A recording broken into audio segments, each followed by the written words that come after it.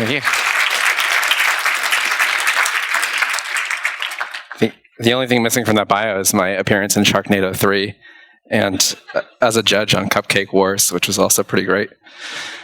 Well, let's talk about Mars and talk about failure. So I'll begin by using a meme to make the mood a little better in here. Some of you have seen this meme before.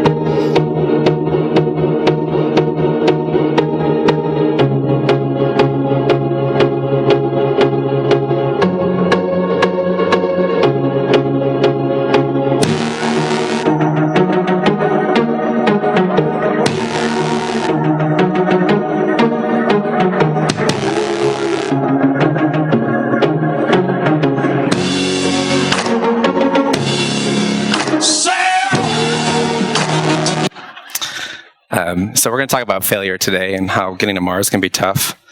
How many of you guys have had an issue, for example, getting in an accident on a bicycle or in your car? A few of you? I had one. I had a pretty bad accident when I was a kid. Got hit by a car.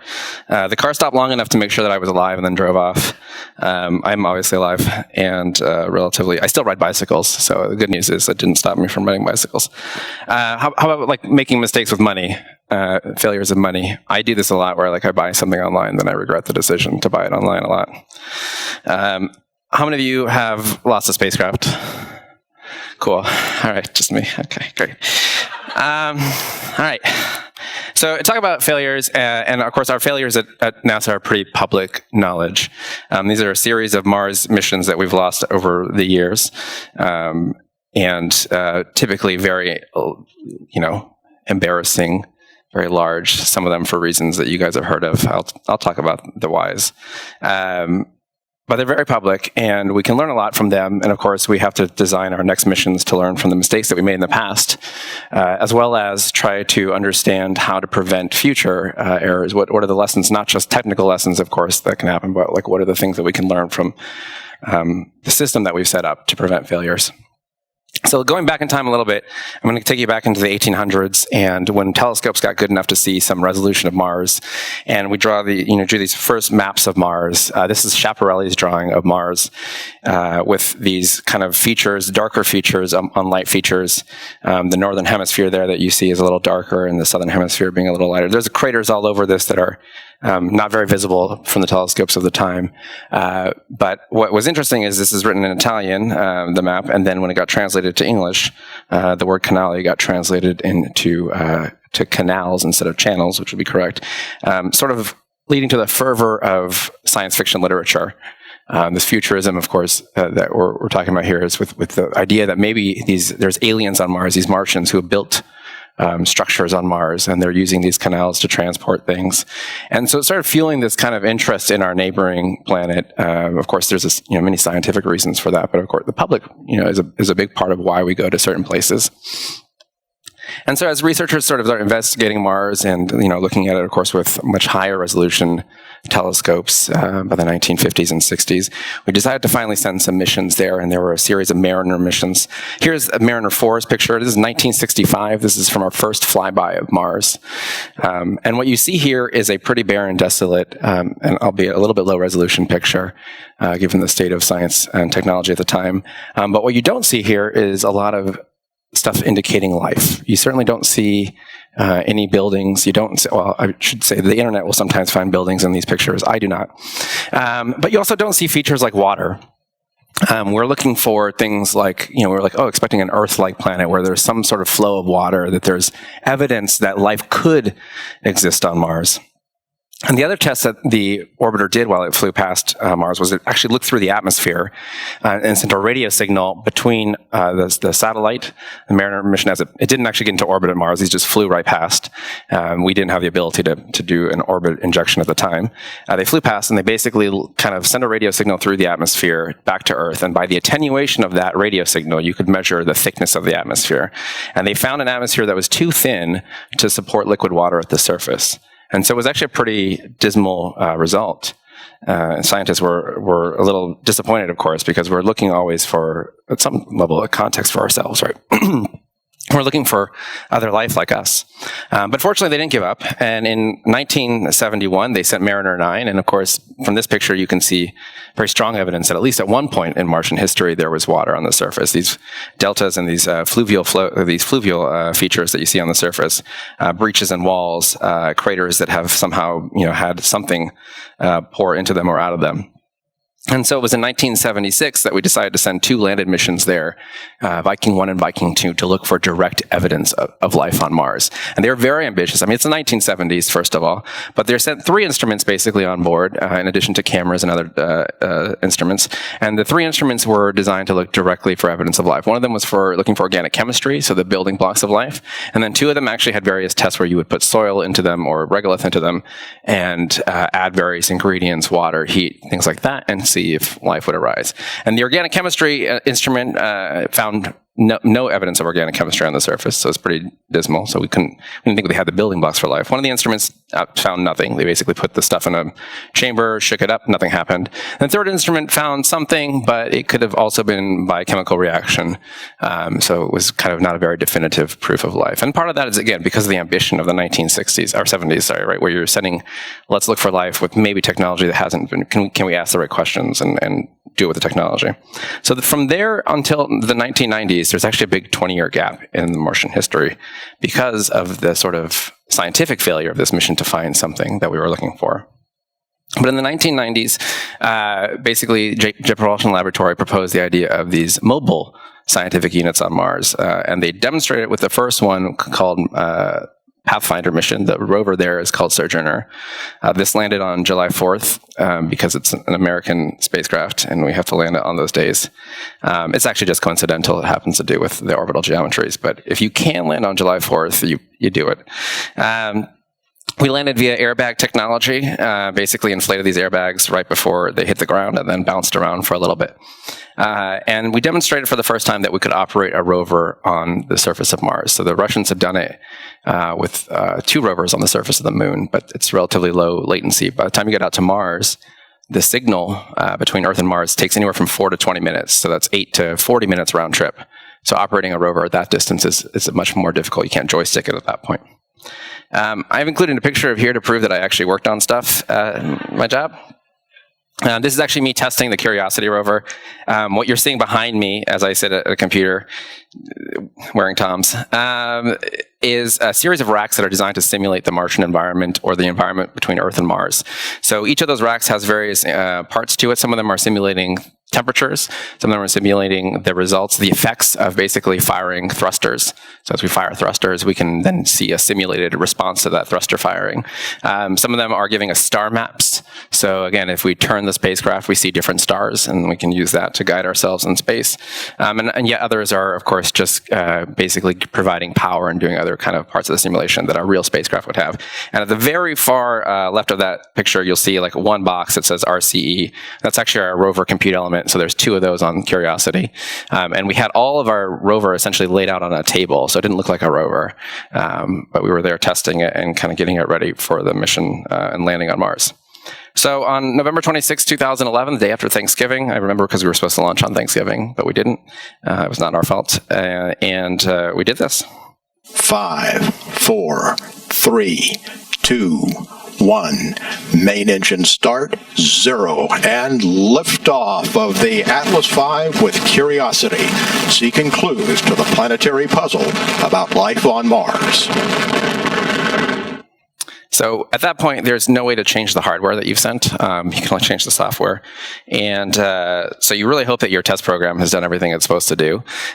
For us, we were pretty confident, although 3 days after launch, we had a pretty significant failure in our ability to actually see the stars and to react to that knowledge.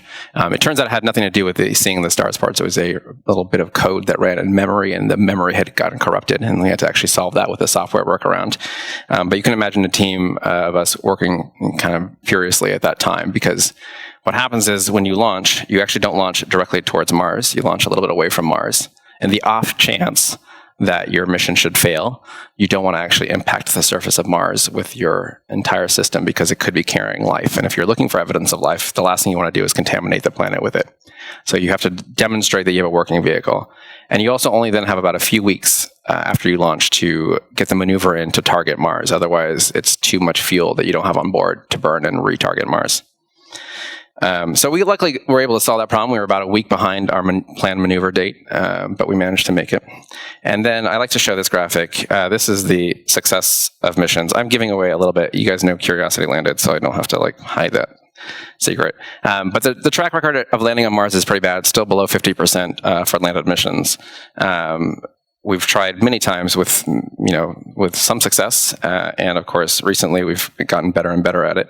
And I like to point out that of course the successful ones are all the ones that we built, specifically actually all the ones that JPL built. So we're particularly proud. So on August 5th, 2012, we were at the top of the atmosphere of Mars. It's late in the evening in the West Coast, Sunday night, and during the Olympics, and we thought nobody would be paying attention to what we were doing. Things are looking good. Coming up on the tree. Vehicle reports entry interface. That's the back of my head. We are beginning to feel the atmosphere as we go in here. It is reporting that we are seeing G's on the order of 11 to 12 Earth G's. Reversal 2 is starting. We are now getting telemetry from Odyssey. We should have parachute deploy around Mach 1.7. The parachute is deployed. We are decelerating. Heat shield has separated. We're found the ground. Expand tone. We're down to 90 meters per second at an altitude of 6.5 kilometers and descending. Standing by for batch off separation.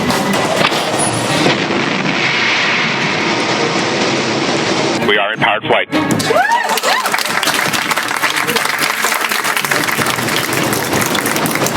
We're at an altitude of 1 kilometer descending. Standing by for sky crane. Sky crane has started.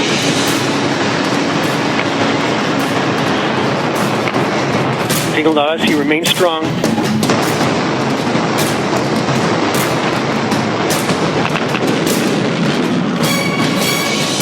Touchdown confirmed. We're safe on Mars.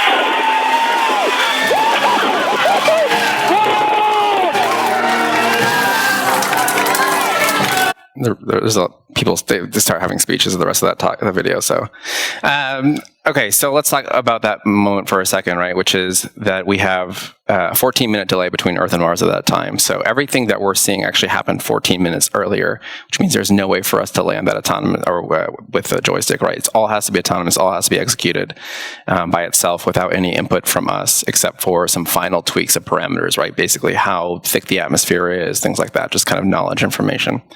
And of course, it's the first time that we've ever been able to do all of that together. So we've tested various aspects of that here on Earth, but to actually build the whole system that has a supersonic parachute that then, propulsively lands softly on the surface, we couldn't do that at Earth because, of course, the atmosphere is different here. You'd have to go up to about 120,000 feet to get the same thickness of atmosphere as you do on Mars. Couldn't do the propulsive landing. So it's the first time it's all coming together for us. It's obviously nerve-wracking. The only comfort that I found during that evening was that it was over 14 minutes ago. And so at some level, I was like, we've already taken the test and now we're just waiting to find out the results. And that helps a little bit. So this was the first picture we actually took on Mars, which I find still one of my favorite pictures. It's roughly 3 or 4 p.m. in the afternoon, so you get the long sun shadow. You can see a little bit of artifacts on the picture, kind of the dust splatter from where our rocket engines have kicked up dust onto we actually had a dust shield on this camera, so eventually it gets clearer pictures. But you can still see some of the dust that got kicked up onto the camera lens. And then you see the rover shadow and just kind of exactly pointing in the direction of Mount Sharp, which was the target that we had gone for. So we landed in Gale Crater, just from the side of Mount Sharp, and Mount Sharp was the place that we wanted to go to, in part because we saw some evidence from orbit that there was water in this environment, and 2, because Mount Sharp had this kind of really interesting look like preservation of various ingredients from around Mars, windswept dunes, layers on the sides of the mountains, so this kind of Grand Canyon-esque looking place. And sure enough, within a couple of days, we found some real strong evidence of water. These are conglomerates, but they should hopefully remind you a little bit of what concrete would look like if it had somehow been turned sideways and broken up. And that's because it is formed in a very similar environment. So you kind of got a wet slurry of sand and rock. It kind of sticks together and creates a sort of concrete-like thing. And sure enough, on Mars, where we were in Gale Crater, was that kind of environment in the past. And we took a selfie, as you do. You might ask, many people ask, how do we take selfies on Mars? And we have an arm on which there's a camera, so we can actually put the arm out to take a picture. But because the camera isn't wide enough angle, it actually takes 55 pictures to stitch together to create one selfie, which is in direct contrast to me taking 55 pictures to find my best angle. And you see at the bottom there's some little scoop marks. It turns out when we did our first analysis of Mars, we found something that looked a lot like Florida. And that's because we had some air in Florida in the rover, of course, as we transported it to the launch pad. And so we did this little kind of, rinse and spit thing where we basically would take Mars in, swish it around the interior of the rover's sampling system, and then spit it out. We did that 5 times until it tasted a lot more like Mars. And then we were able to start doing science. With the exception of, we had this issue very quickly in the mission. So remember, we landed in August, and by February 27th, 2013, just a couple months later, we had our first major issue. I have to go play here. Yeah. Then something goes very wrong on Mars. Curiosity is ignoring commands from Earth. The engineers declare an emergency, and the scientists are helpless on the sidelines. That's me. You may be wondering how I got here. I actually gave this talk last year, so if you guys are interested, I can tell you all about the anomaly that happened that night. But it took us several days to recover the rover. Fortunately, we were able to do so, but this was one of the more terrifying incidents that we've had on a mission in recent history, where we thought our prime computer had failed. We have a backup, as I mentioned earlier, but the system that was designed to autonomously go from one to the other wasn't working. And it's really interesting. It turns out that car radios use a very similar system to us. So if your car radio isn't working, also talk to me. I may be able to offer some advice. No, that's the same video twice. All right. So we were able to recover and we were able to drill on Mars for the first time, which was a particular excitement to me because the day before this we tried to drill and I sent the wrong command, and so we weren't able to drill. And then the next day we were able to drill. So you're welcome. But I think one of the great things about this picture that really kind of makes it so cool to me is, you think of Mars as a red planet, and for the first time you're seeing this very gray Mars because we're able to drill below the surface.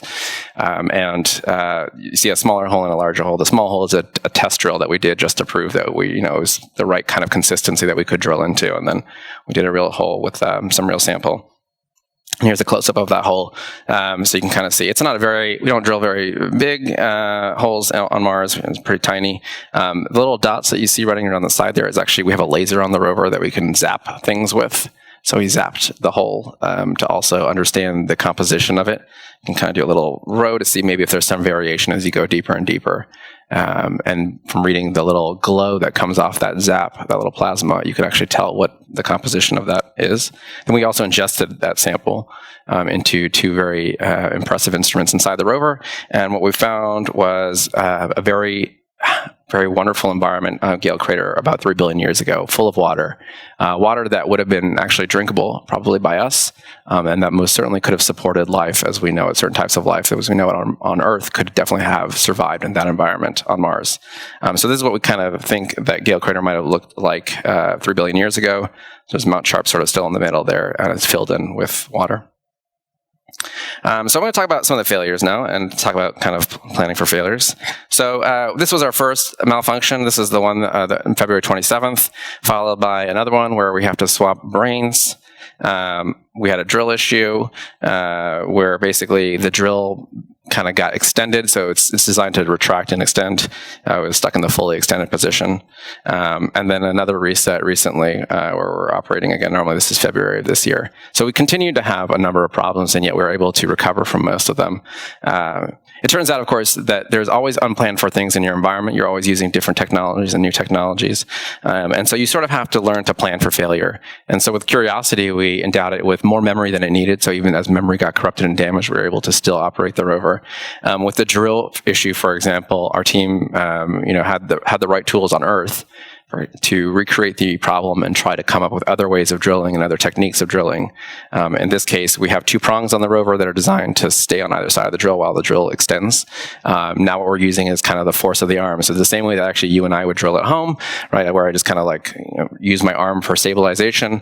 Now the rover does that on Mars as well. So that's kind of the first sort of lesson of this, which is, be prepared for the failures that you have, and be prepared to have the data that you need to understand the failure, right? So one of the things that happened actually during the failure I didn't talk about a whole lot, which was the first time we had a major issue, is we had all these little breadcrumbs throughout the system that would tell us how well the system was doing. And by using those breadcrumbs, we were able to actually decipher where in the boot process the computer was failing and then what we could do about it. We're able to get more selfies because, of course, you just keep taking selfies on Mars. You can see now the rover is a lot dirtier, actually, than when it first landed, so all this kind of red dust on the surface. This is one of our more recent failures. This is one of our recent successes. It's a drill on Mars. This is now up the mountain, so we've made it about 200 meters up the side of the mountain, where we're now getting different environmental things. One of the interesting things we found more recently was 2 things we found really interesting. One is a methane cycle on Mars. So for those of you, your methane is often an indicator of biological life. It can be produced chemically as well, but the fact that it's cyclical certainly is kind of interesting, meaning that it's not just always present, or that it has a source that keeps replenishing it. So that's kind of a fascinating thing.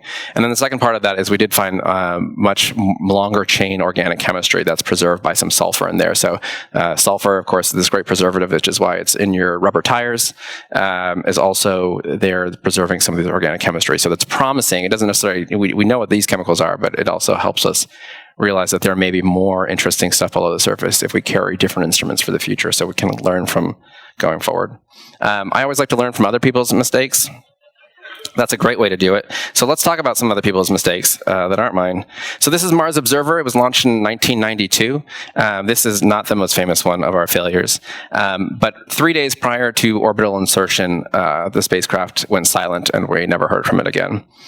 And one of the things that is just baffling to me in retrospect is that we just lost communications. So this orbiter was designed as an Earth orbiter initially, and then someone said, what's a great way to save money? Let's take these Earth orbiters and send them to Mars. And we can modify them a little bit for the Martian environment. We think we know what the changes are. Let's do it that way. We'll save all this money because people are building all these great satellites already on Earth, so why not take advantage of them? And so we sent one, we modified it, and we sent it. It was still not cheap to modify a satellite, it turns out. And it's about $400 million for this one. We sent it to Mars, and 3 days before its orbital insertion, it was designed to pressurize the tanks. So basically, in order to make sure that the fuel flows properly when you have to do the orbit insertion, so you have to burn your engine for usually 10 to 15 minutes to get into orbit around Mars.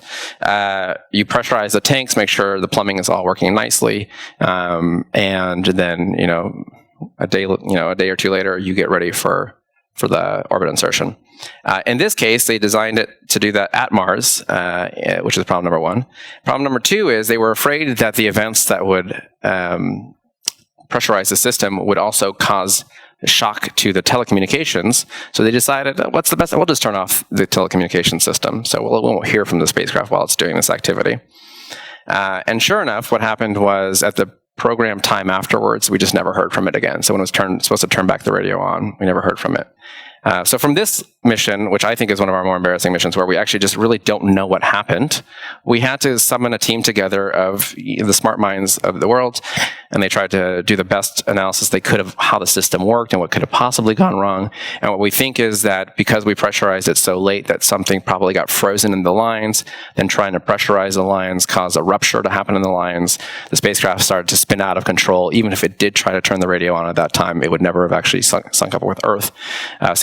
So we never really had a chance. But we also don't actually know what caused this failure. All we know is that 3 days prior to orbital insertion, we lost communications. So we actually wrote better requirements and better designs, right, which are now, we have in all of our spacecraft the requirement to communicate to Earth during all critical activities, and often to create redundancy in that path, meaning that not only do you just have it communicate, but maybe if it has two radios, it communicates with both radios, or if it can communicate, like during Curiosity's landing, directly to Earth as well as to orbiters overhead, we do both. It also means that on Earth, we also have multiple stations listening at the same time, so that if there's an earthquake in California and it should somehow be silent during that time, that we still have another station in Australia or something listening to it. That's followed a couple years later by our probably most embarrassing and most famous failure of Mars Climate Orbiter.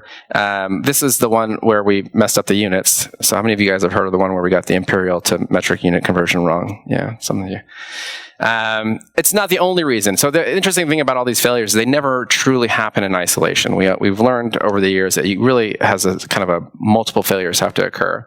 And so Mars Climate Orbiter is no exception. So if you kind of see how it has a solar panel on one side, which means that it actually is getting a little bit of pressure from, there's a solar wind always pushing, and the solar wind is always pushing on that spacecraft. But because one side is sort of like a sail, it's always catching a little bit more solar wind than the other, the body of the spacecraft. And so there's actually a rotation always kind of like, if you look at my hand, it sort of like goes out of into the page, right? So that solar sail is always going to be pushed into the page.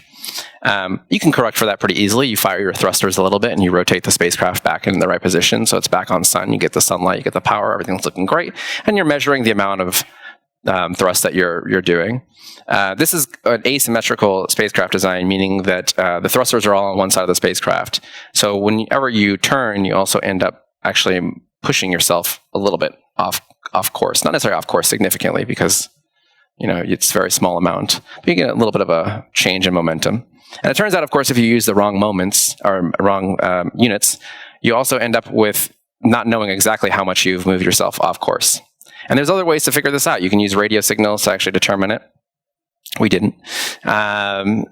So in retrospect, right, it's a confluence of 3 or 4 different failures. Yes, absolutely, the units got us, but also the asymmetric design got us. The fact that we didn't double check our work using radio measurements got us. And at the end, of course, this resulted in not being able to enter orbit at Mars. We believe that it flew past Mars, but we're not actually sure. Only a couple months later, we had a lander on Mars. This was the first attempt, Mars Polar Lander, in 1997, and what happened was it was going very well. We were, seeing the results. The signal was coming in, everything was landing nicely. And then a couple hundred meters above the surface, just nothing, stops. So we don't actually know entirely what happened in this one as well, but we have a pretty good hypothesis, which is that we at least have enough data to know what steps it was going through. And the moment before we lost contact was the moment where it fired these pyros to deploy these little landing legs that you see on the bottom. So those are tucked up underneath the lander during the cruise from Earth to Mars, and then they pop out just a little bit above the surface. And what happened, we think, is that when those pyros fired, that they triggered a small signal, which is at the bottom of the foot there, that says, "I've touched down on the surface of Mars." And that's the sign to kill the engines. And so this pyro probably hit that little signal, killed the engines, and just fell 200 meters to the surface of Mars. We've actually seen pictures of it. We know it exists on Mars, so it made it to Mars. The lesson learned from this one, of course, was don't trust signals that are very short-lived. So build in a persistence to your signal, right? If it's one count and you trigger immediately on one count, that's probably a bad thing to do. At least give yourself 2 or 3 counts, ensure that it stays on the surface and not just trigger off the first time. So another thing we like to do is peer review. I don't have any great lessons. You might think for a moment you see me with pink hair in the middle. It's actually this optical illusion. That's a random person in a red shirt behind him. I thought it was me. And I was like, was I in this meeting? I don't remember being in this meeting. But we also peer review. So, we always present these various opportunities for people from outside our projects, experts from other projects, experts from the past sometimes who have left the lab, to come back in and give us feedback to see if we're missing things that we should have thought of, to understand why we made certain decisions the way we made them. So we always have that opportunity to do that. No pun intended about opportunity, rest in peace. We also verify and validate. So this is a full-scale rover that exists only on Earth. So it's Curiosity's twin called Maggie. There's an acronym for Maggie. Boy, it's a stretch, guys. So I'm not going to remember it. But it's like Mars Automated Gizmo something. Anyway, so this is our ability to essentially test everything on the ground. What I mean by verify and validate is verify, of course, that you wrote the requirements. You're verifying that the system does what you expect it to do, but you're also validating the system. You're also demonstrating that you built the right system to do this. And so with Curiosity, we're able to, of course, also test new things on the Earth, but even prior to leaving the Earth, we were able to do the complete system end to end. The interesting thing is, you cannot validate everything about this with this rover, even though it's a good twin, because it weighs too much on Earth. So we also built another rover that weighs the same on Earth as it does on Mars to prove out that the mobility system, the drive system of this, works correctly on Mars. I just put in this example just a few minutes before this talk because I thought it was a really interesting one of a failure, in my mind, of the test program, but there's probably a number of reasons for this. This is the first Ariane 5 launch. And so Ariane 5 is this kind of cool follow-on to Ariane 4. It's bigger. It's a new rocket, the future of the European launch program. And so I'm going to talk over the good part, and we're going to get to the really exciting part in just a second. So they basically said, listen, we don't need to reinvent the wheel. We're going to reuse all this stuff from Ariane 4 because it's already available. But we have, bigger engines now. We have to control the engines a little bit using gimbals so they can actually tilt the nozzle a little bit to guide the rocket into the right path, right? So we don't actually just go straight up as a rocket. You actually do this nice bank maneuver. And just a few seconds into launch, it explodes. 37 seconds into the launch, the onboard computers decided 501 was 90 degrees off course. Yeah. So there's a lot of going on of why that happens. It's very powerful images here. What happened was from Ariane 4, They made an automatic adjustment to the trajectory as the rocket was traveling at the speed of sound. Yeah.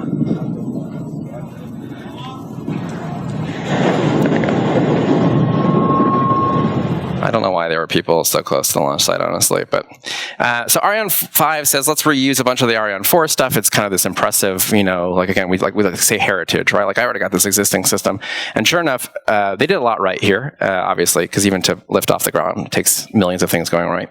But Ariane 5 said, let's use we have these new gyros, these inertial measurement units. So, these gyroscopes that you played with maybe as a kid and they stay upright. But you can also use them if you have them to measure the gravity axis, right? Because if you try to turn off the gravity, it tries to force you back.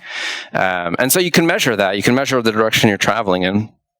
And they made about 4 or 5 mistakes to get to this point. So the first one is they're reusing the package from the Ariane 4 system. They're the same, essentially, measurement system that they use on Ariane 4. Perfectly fine by itself. But they also decided to reuse a lot of the code bank from Ariane 4. So they're like, we got the software developed, it already reads that system, fantastic. Well, there were some changes. So Ariane 5 is a much beefier engine. It has a little bit of a different maneuver to get into space. And what that does is it causes the inertial measurement units, these gyroscopic measurements, to read different values during the launch. And no one checked that the code actually was making sure that those values were sane. So it would read these really high values. It would actually, what happened was it was too large a number to fit into register that they had designed for Ariane 4. And so then it would report a value that looked as if it was just sort of some random signal that was being generated. And that it looked like it was pegging to one side effectively. So it looked like it was just hard turn to the right. And then, so the gimbal started to turn, And sure enough, they had to then, as soon as they started turning the whole spacecraft, the self-destruct feature. And now, there's two interesting things about this. One is they actually did not need that number during any part of the launch that you just saw right now. It isn't intended to be used until much later in the launch. So the fact that this one erroneous signal was somehow being checked, and then the checking of it caused a failure of the system, even though it wasn't needed at the time, and that no one actually ran through a test of this at any point in the past to prove that the new values that we're going to be seeing on this mission don't corrupt somehow in the software, means that like 4 or 5 failures have to go. And so this is $500 million on the first launch. Luckily, again, it happened so close to the Earth, they were actually able to recover a bunch of the hardware, and that's how they pieced this puzzle back together. Yeah, it's the same thing. So expect the unexpected. So this is the Apollo 13 picture that they took of their the command module as they left. And so one of the things that's really interesting is you can see the damage. I don't know how many of you have seen the movie. It's amazing. It's also on Netflix right now, so highly recommend.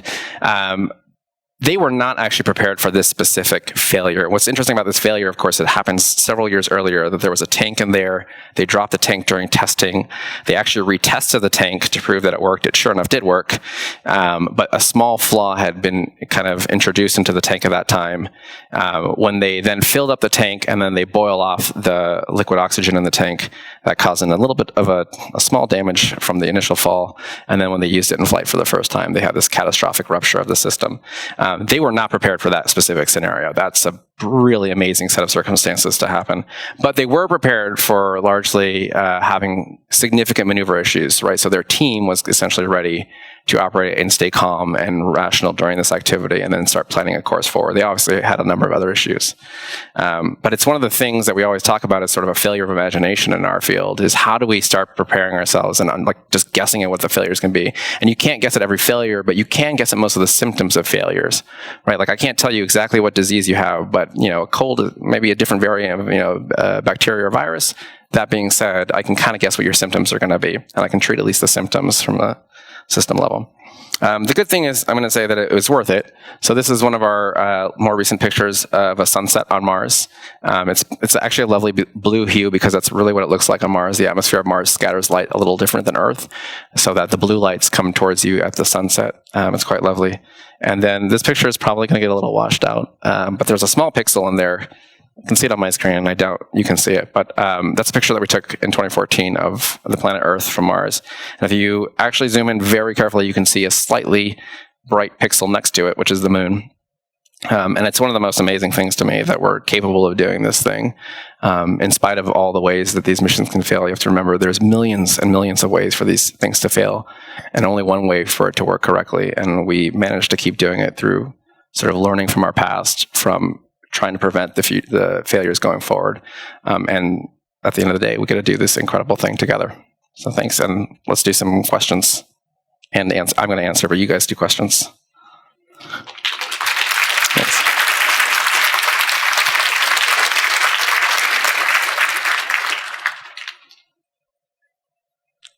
No.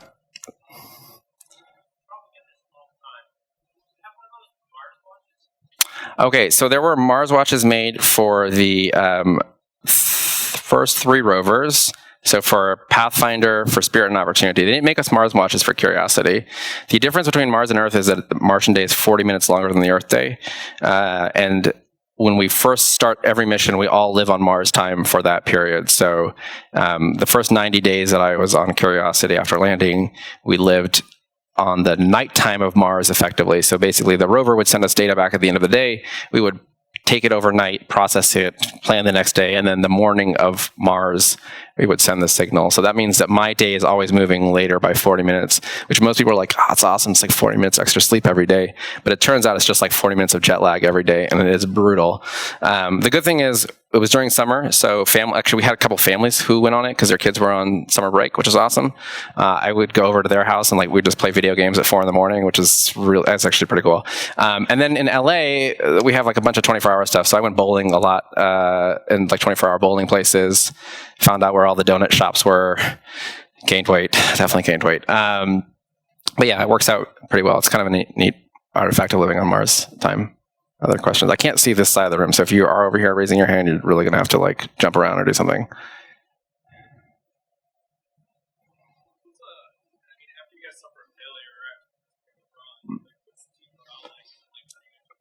Yeah. Morale is one of the big issues. So how do we handle those failures, and then how do we kind of, either take a step back and rebuild morale, or at least move forward in some cases. So with that anomaly that, again, I skipped over because I kind of gave that talk last year and I didn't want to bore people who have been here twice.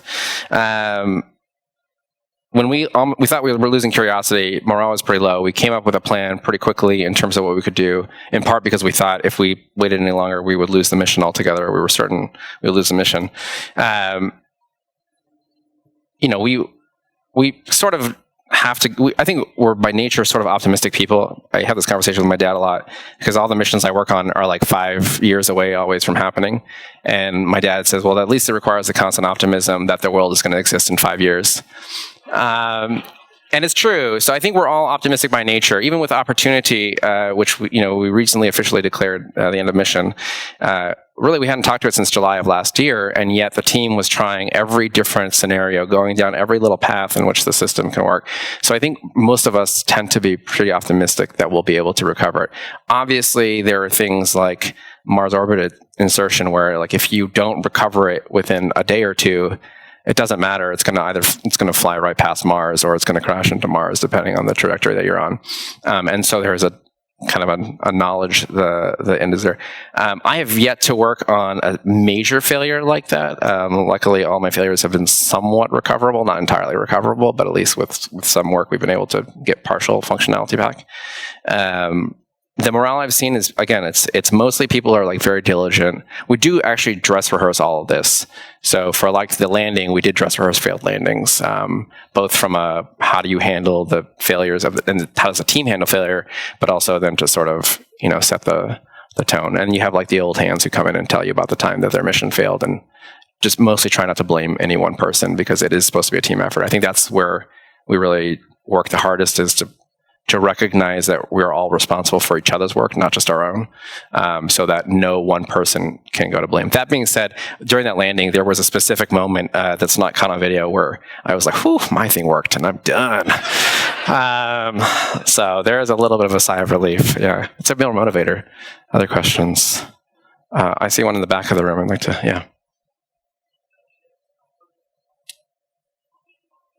Oh, okay. Numbers. Yes. So I think we've traveled now just about 13 kilometers on the surface of Mars. To get there was about 400 million kilometers in space. I don't know. Daytime highs are around 0 to 5 C, and nighttime lows are about minus 90 C. Not a lot of atmosphere to keep the temperature warm there, and that's at the equator. Yeah. Oh, okay.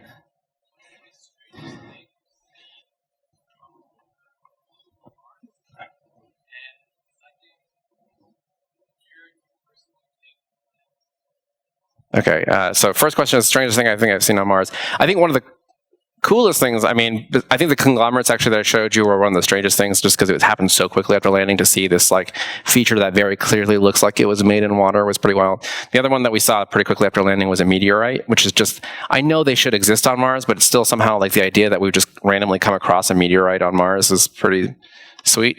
And then in terms of humans on Mars, it's kind of a tough question, because I think technically we're very close to the solution, that could do it.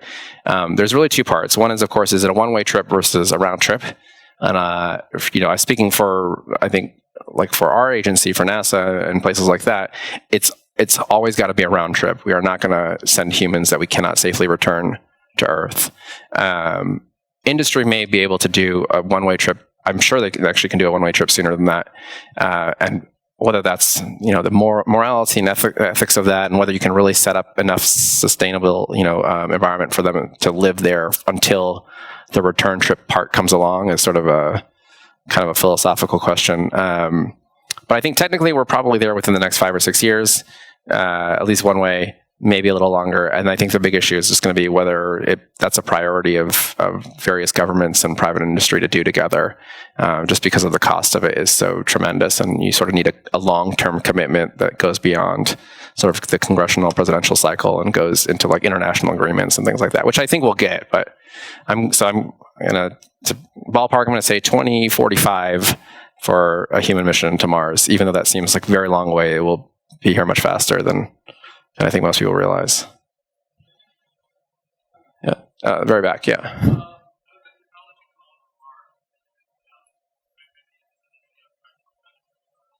So yeah, I mean, from a purely technological perspective, no. I mean, right, the computational power of the rover is way less than my iPhone. I sometimes have a slide showing the side-by-side comparison of technology. But the scientific instruments do. So in kind of miniaturizing a number of the instruments to make these sort of portable laboratories that we could take to Mars, we built several instruments that have effects or benefits here on Earth. One of them, a couple of them is, I can remember, one of them is a mobile test for drug samples that can be taken to a rave and no judging, but like it can actually test the purity of your MDMA and like, you know, make sure that you're actually taking what you're expecting to take. Another one of them is methane detection for gas companies, so we can take that. And another one, a third one still is a very sensitive instrument that now can be measured, that can look for heartbeats in post-earthquake environments to listen for whether people are trapped beneath the rubble because of the sensitivity of those instruments. So there's a number of ways in which those things kind of feed back. We're no longer pushing microprocessor technology like we were in Apollo days and being like, look, all the computers of the world, thanks to the Apollo program. But in other ways, we're still really pushing those limits. And I think for when we talk about sending humans to Mars, for example, the impacts and the ability for us to sustain people long-term on Mars, medically and from a food and closed loop environmental system, potentially have a lot more significant benefits to all of us living here. Yeah, great question. I think that was the last one because I got a 0-minute sign. I'm around, so feel free to come by and say hi. I will answer questions. I'll stick around kind of the back of the room for a few minutes.